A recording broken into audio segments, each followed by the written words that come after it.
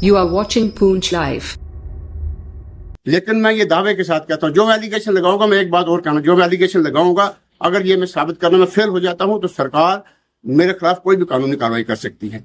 अगर मैं साबित कर दूंगा, अगर प्रूफ कर दूंगा, तो जो डिफॉल्टर लोग हैं उनके खिलाफ सरकार को कदम उठाना होगा, सरकार को उनके खिलाफ सख्त कार्रवाई करनी होगी। एजाज जान साहब ने चीफ इंजीनियर साहब से बात की, उनकी एक एक बात से मैं सहमत हूँ।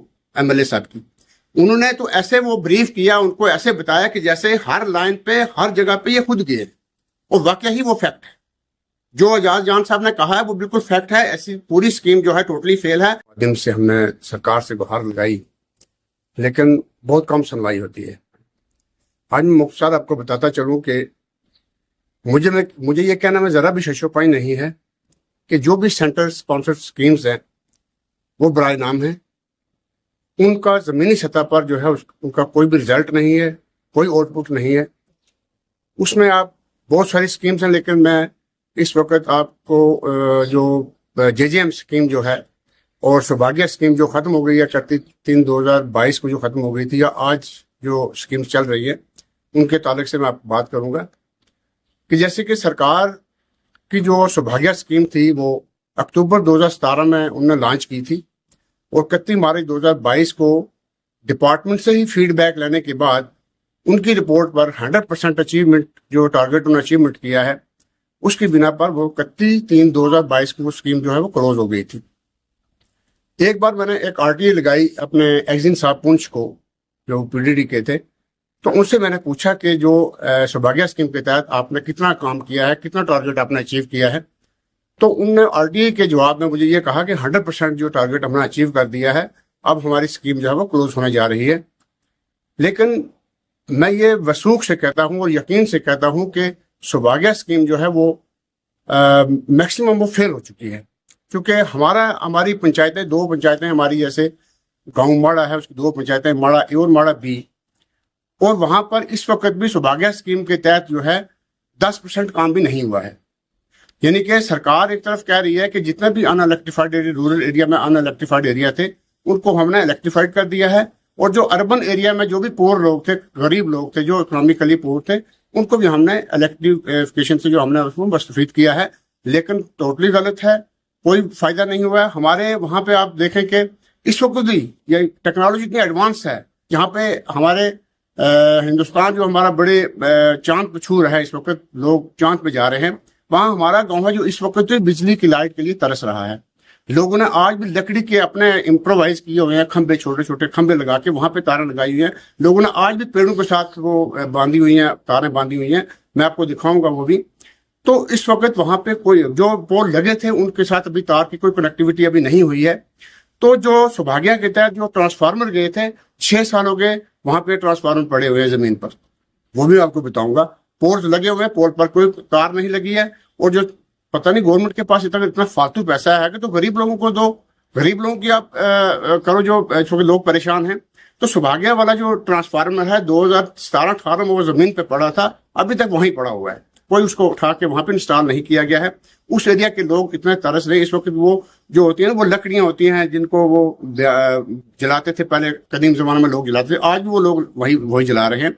जहां एक तरफ सरकार ये दावे करती है कि हमने लोगों को बिजली जो है वो मुहैया की है, बिजली से हमने लोगों को मुस्तफीद किया है, वहां पर हमारे गांव के लोग आज भी बिजली के लिए तरस रहे हैं। और ये मैं कहता हूँ शैम होनी चाहिए मरकजी सरकार के लिए और स्टेट सरकार के लिए। कोई भी सरकार हो, या मरकजी सरकार हो, या यूटी की सरकार हो, स्टेट सरकार हो, उनको कोई भी जब पॉलिसी बनाते हैं तो उस पर काम करना चाहिए। मुझे तो यह लगता है कि वो बराए नाम पॉलिसीज बनाते हैं, बराए नाम स्कीम्स बनाते हैं वोट लैंड हासिल करने के लिए, उसके बाद उस पर काम कोई नहीं होता है, लोगों को उसका फायदा कोई नहीं मिलता है। तो दूसरी बात यह है कि हमारी जेजेएम स्कीम जो है, ये सरकार ने इसको जब लॉन्च किया तो इसके लिए किया कि जो रूरल एरिया में जो औरतें हैं दूर से पानी लाती हैं, नौजवान लड़कियां दूर से पानी लाती हैं, तो कम से कम उनको हर घर जो है वो नलका मिलना चाहिए, हर घर को जल मिलना चाहिए। तो उसके लिए सरकार ने ये स्कीम जो है ये लॉन्च की है, और मैंने इसके लिए मैंने एक आरटीए लगाई। तो आरटीए में जब हमारी बात हुई तो मैं एससी साहब के पास बैठा, तो एससी साहब से मैंने पूछा कि जो जेजेएम स्कीम है इसका काम ग्राउंड पे नहीं हो रहा है, इसका जमीनी सतह पर इसका कोई भी आउटपुट नहीं है, तो इसका मकसद क्या है। तो उनका मुझे ये कहना था कि जेजेएम स्कीम जो है इसके लिए एक गाइडलाइन है कि जब पूरा एरिया जो है वो जब हम उसको ये स्कीम हमारी पूरी कामयाब हो जाएगी तो उसके बाद हमें ग्राम सभा बुलाएंगे।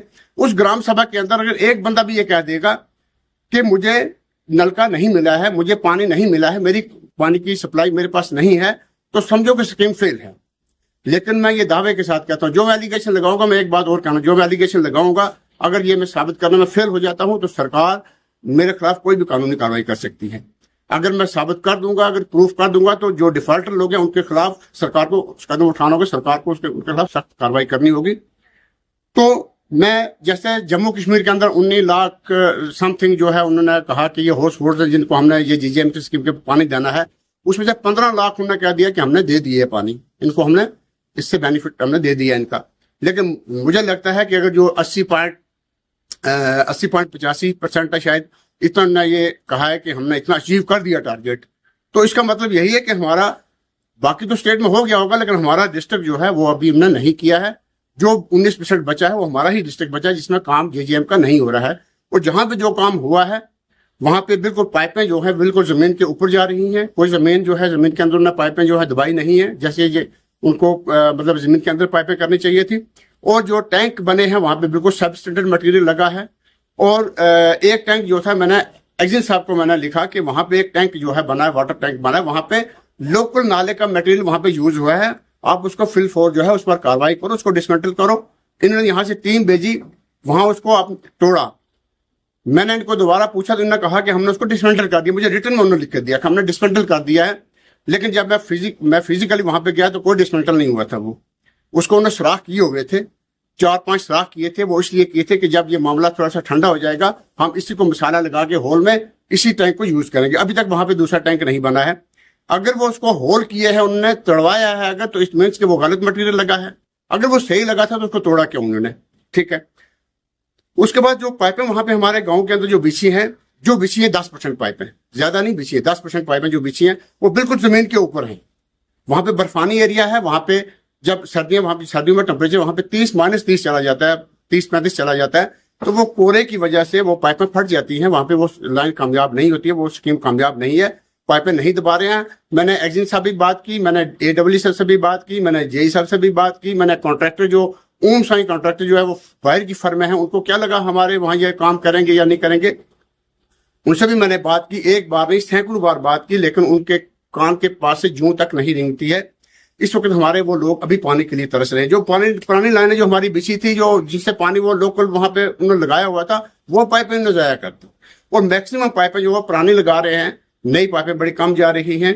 टोटली वहां पे लोग इतना परेशान है, हाल है हमारे गाँव के माड़ा ए और माड़ा बी के, लेकिन वहां पे कोई पानी, कोई बिजली, कोई कुछ नहीं है। इस दौर में भी अगर हम लोग इस पानी और बिजली से हम अगर महरूम रहेंगे तो ये इसके लिए मैं कहता हूँ शर्म होनी चाहिए मरकजी सरकार को, जिन्होंने ये स्कीमें बनाई है। पूरी तरह से उनका काम जमीनी सतह पे नहीं हो रहा है तो वो शिकंजा भी नहीं कस रहे। और मैं यही गुजारिश करूंगा सरकार से कि आप जो है डिस्ट्रिक्ट पुंछ इस पर पूरी तवज्जो करें। जैसे पिछले दिनों 2 दिन पहले की बात है, ऑनरेबल MLA अपने जाज जान साहब ने चीफ इंजीनियर साहब से बात की, उनकी एक बात से मैं सहमत हूँ MLA साहब की। उन्होंने तो ऐसे वो ब्रीफ किया, उनको ऐसे बताया कि जैसे हर लाइन पे, हर जगह पे ये खुद गए, और वाकई ही वो फैक्ट है। जो एजाज जान साहब ने कहा है वो बिल्कुल फैक्ट है। ऐसी पूरी स्कीम जो है टोटली फेल है, इनकी मिली भगत। अगर मुझे बताएं, मैं चोरी करता हूं, अगर मैं चोरी कर रहा हूं तो आप मुझसे पूछेंगे कि क्या आपने चोरी की कि नहीं की? मैं कहूंगा मैंने नहीं की। मैं क्यों कहूंगा मैंने चोरी की?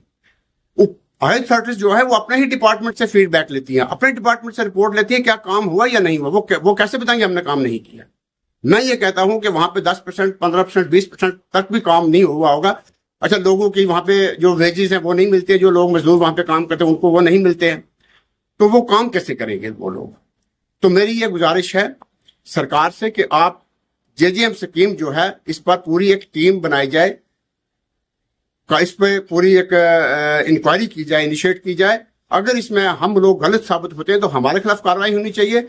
अगर इसमें डिपार्टमेंट जो है वो गलत साबित होता है, डिपार्टमेंट के खिलाफ कार्रवाई होनी चाहिए। हमारी ये जो स्कीम है WSS माड़ा ब्लॉक बफलियाज की, इसका अप्रैल 2023 में इसका टेंडर लगा था। ठीक है, 3 महीने का टाइम था, 120 दिन का टाइम था इनको प्रोजेक्ट पूरा करना था। 1.5-2 साल हो गए, अभी तक 20% काम नहीं हुआ है। मैं गुजारिश करूंगा जिस एजेंसी से ये मामला पर्टेन करता है, ये जरूरी नहीं है कि मैं रिटर्न में दूंगा सीबीआई को, मैं रिटर्न में दूंगा एंटी करप्शन को, मैं रिटर्न में दूंगा क्राइम ब्रांच को, मैं रिटर्न में दूंगा ईडी को, मैं रिटर्न में दूंगा एनआईए को, तो वो आएंगे ना। हमारी ये जो स्टेटमेंट है यही फर्स्ट इंफॉर्मेशन रिपोर्ट है। इस पे ही कोई भी आदमी अगर एक अपनी स्टेटमेंट देता है तो कोई भी एजेंसी जिसको वो स्टेटमेंट जिसको पर्टेन करती है उसको फिर फोर जो है उस स्टेटमेंट पे ही कार्रवाई करनी चाहिए। अगर वो स्टेटमेंट उसकी जो सही साबित होती है तो जो डिफॉल्टर होते हैं उनके खिलाफ उनको कार्रवाई करनी चाहिए, और अगर वो साबित नहीं होती है तो जो स्टेटमेंट देता है किसी डिपार्टमेंट के खिलाफ उसके खिलाफ कार्रवाई नहीं चाहिए। तो मैं गुजारिश करूंगा एजेंसी से, जो सीबीआई एजेंसी है, एंटी करप्शन है, क्राइम ब्रांच है, जिसको भी ये पर्टेन करती है, मैं उनसे गुजारिश करूंगा कि आप अपने लेवल पे एक ऑफिसर डिप्यूट करें जो हाई इंटीग्रिटी हो, और या कोई टीम बनाए और इस पूरी जेजीएम स्कीम जो है पूरे डिस्ट्रिक्ट पुंछ की, पर्टिकुलरली मैं कहूंगा कि माड़ा ए और माड़ा बी की जो है इंस्पेक्शन की जाए, और जो एलिगेशन मैं लगा रहा हूं वो बिल्कुल अगर सही साबित होते हैं तो डिपार्टमेंट के खिलाफ कार्रवाई की जाए, उस फर्म को ब्लैक लिस्ट किया जाए, डिपार्टमेंट से रिकवरी की जाए, अगर मैं गलत साबित होता तो मेरे खिलाफ कार्रवाई की जाए। दूसरी मैं एक रिक्वेस्ट करूंगा कि कोई भी एजेंसी जब कार्रवाई करती है तो ड्यूरिंग द इन्वेस्टिगेशन वो जो स्कीम होती है उसको बंद नहीं करना चाहिए।